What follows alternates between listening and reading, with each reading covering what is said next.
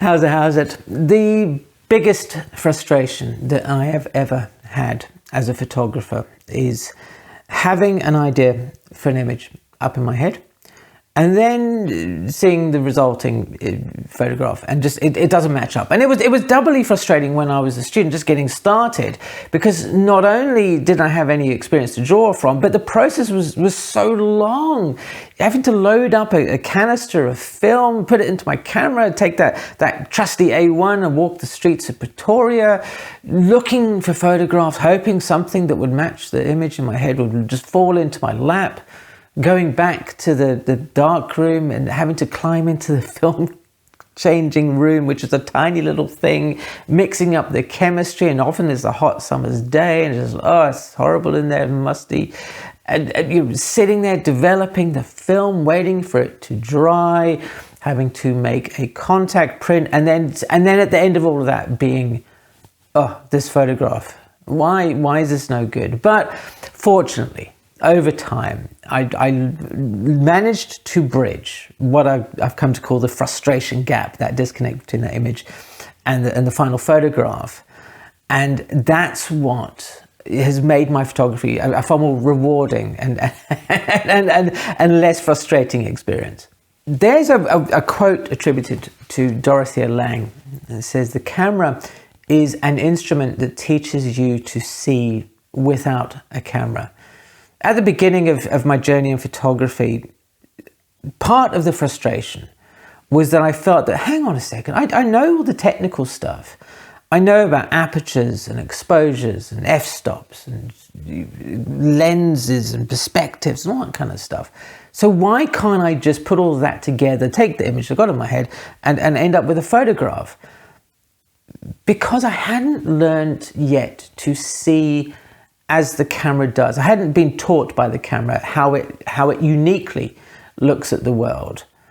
But over time, I realized that there were kind of three aspects that we weren't actually specifically taught as a subject at photo school that allowed me to start building pylons to put down a bridge over the frustration gap. So what I'll do is I'll give you a very brief overview and then we'll jump into each one specifically. And the first was the act of observation. From going from being a passive observer to being an active observer. Then there was curiosity, having to ask yourself that question, what if?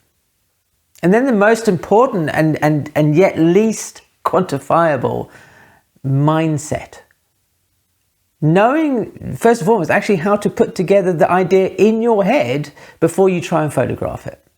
The best way to fix any problem, as far as I'm concerned, is to find the source of the problem. And for me, that was the actual idea that I had in my head to begin with.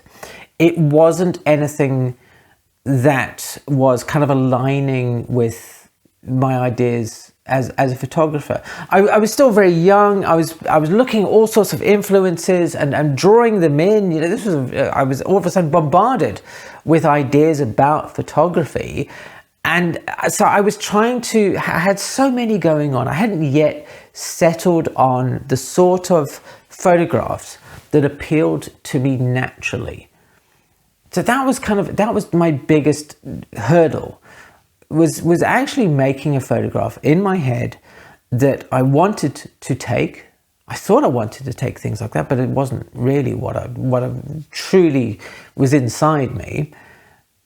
And I managed to fix that by a little sort of shift in the way that I looked at photography. Up until that point, I'd often thought about photography was you did at a certain point. Today we're going to go and take photographs. Today we are not going to go and take photographs. Over the 3 years that I was at photo school, it was a really weird subtle shift. I started to look at things around me and imagine how I would photograph them. And over time, I would start to discount lots of things I wasn't particularly interested in and focus more on the things that I was. For example, I love abandoned buildings. certainly when I was younger, and South Africa is littered with them, and I would often drive around and sort of absent-mindedly go, well, I wonder what that would look like as a photograph. And unbeknownst to me at the time, that was me training my photographer's mind to start to see the world in photographic terms. So that was really great, that I'd started to actually get images in my head that I was more capable, not just from a technical standpoint, but also from a photographer's mind, aesthetic, what I was drawn to standpoint, of actually reproducing. So that disconnect was becoming a little bit less because I was starting out in the right place. Part of what I've been talking about today forms the basis of a new course that I'm releasing in 2024 called Visionary Photography. Now you can get exclusive early access to this course by taking advantage of the 5-day deal bundle.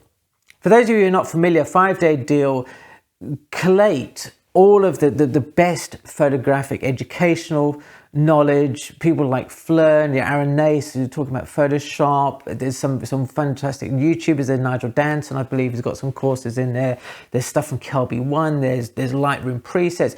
There's basically a whole wealth of knowledge, which I wish I'd had access to when I was getting started with photography, that is in one very, very unique bundle. 2 of my courses are included in that bundle, and as a special exclusive to TPE viewers only, if you sign up with the link in the description box below, then at the end of the sale, I will send you an email with all the details about how you can access this exclusive course before anybody else does next year.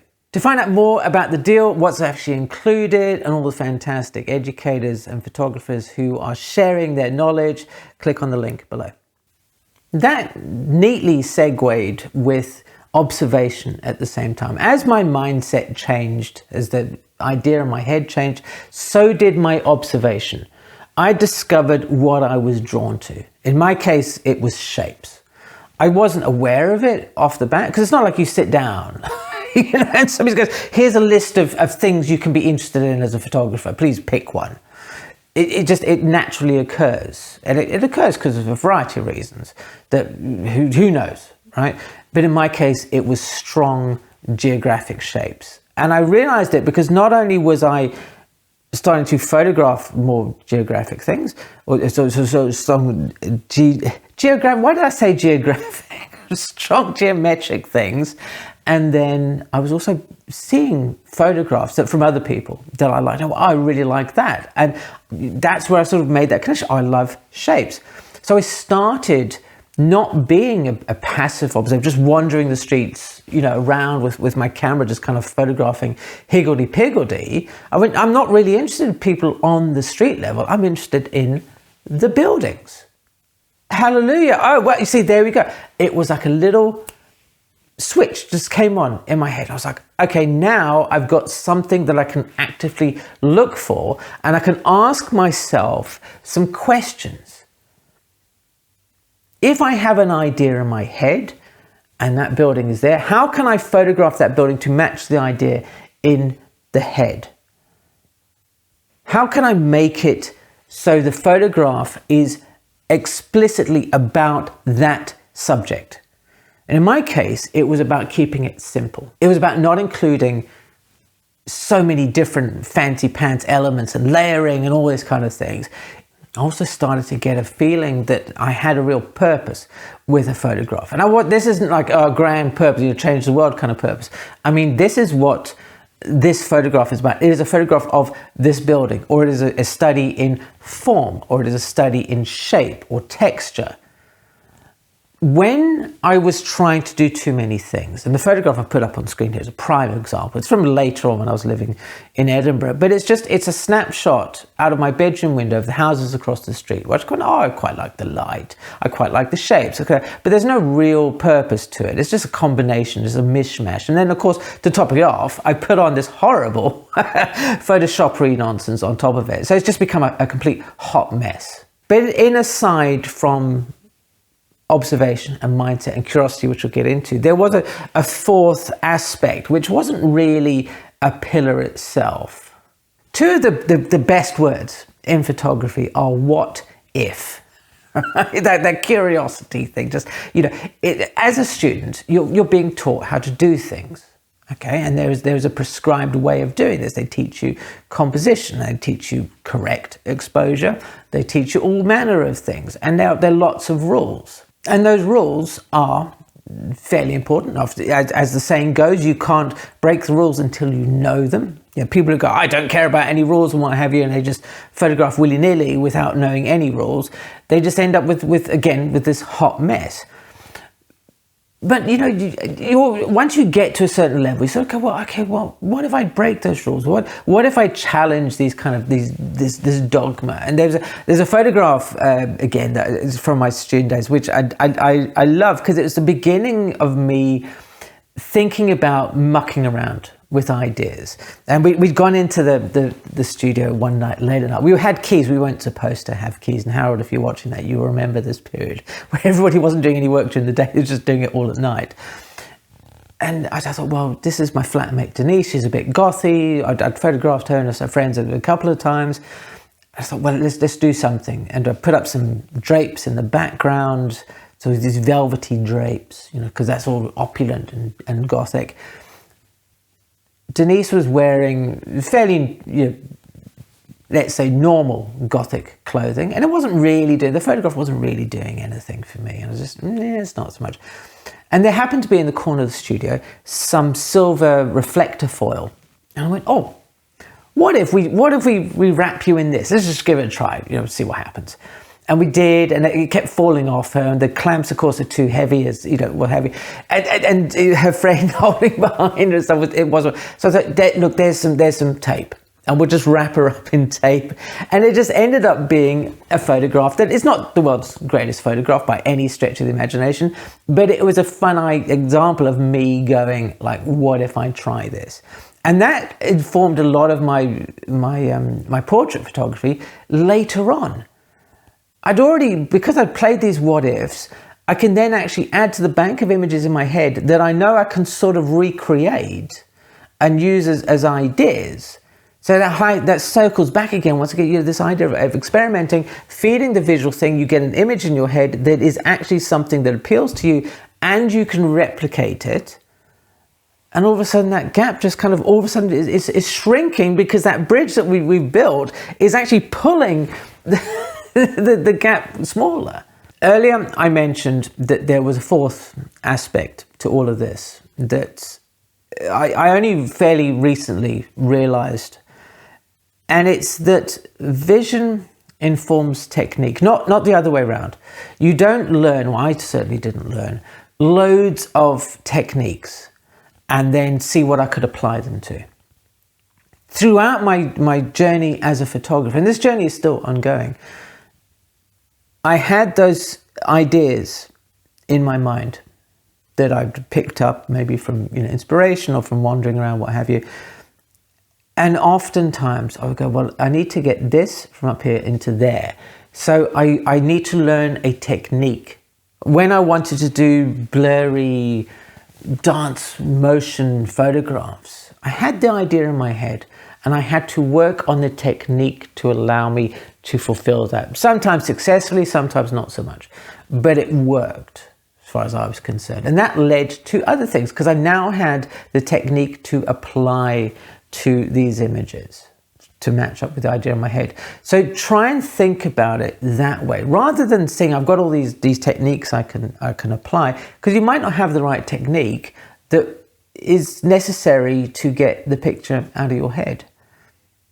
So if you're stuck, ask someone at a camera club or online, say, I've got this idea, or show an example and ask people to describe to you how that photographer created that image, and use that as a clue on how to find the technique that's going to allow you, or to work on that technique that's going to allow you to make that photograph.